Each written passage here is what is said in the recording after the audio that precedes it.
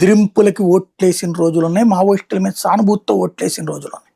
ఒకప్పుడు ఎన్టీ రామారావు అంతటోడు ఓడడానికి కారణం ఆ రోజున మావోయిస్టులు ఆయనకి వ్యతిరేకంగా ఓటేయమని చెప్పడం. ఎన్టీ రామారావు 2 చోట్ల పోటీ చేసి ఒక చోట ఓడిపోయారు కదా ఆయన.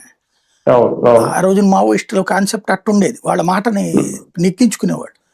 ఇవాళ రోజున నాడు చెప్తే వినేవాడు ఎవడు బేసిక్ గా, అది తేడా.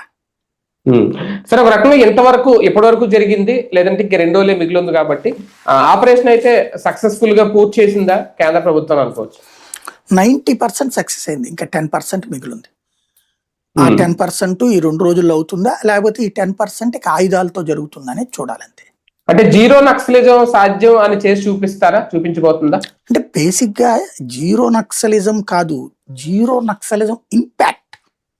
నక్సల్స్ మొత్తాన్ని చంపేయడం అనేటువంటిది సాధ్యం కాదు, లేపేయడం సాధ్యం కాదు. ఎందుకంటే ఒకడు కాకపోతే ఒకడు ఎవడో ఉంటాడు, అడవులు లేకుండా ఎందుకు ఉంటారు వాళ్ళు. బట్ వాళ్ళ ఇంపాక్ట్ ఉండకూడదు. జీరో ఇంపాక్ట్ అంటే నక్సల్ పేరు చెప్పి పోలీస్ భయపడడు, ప్రభుత్వం భయపడదు, అలాగే నక్సల్స్ వైపుకి ప్రజలు వెళ్లకుండా చూడటం. ఈ ఇంపాక్ట్ లో సక్సెస్ అయ్యారు వీళ్ళు ఆల్రెడీ. రైట్, చూద్దాం మొత్తానికి కేంద్రం అయితే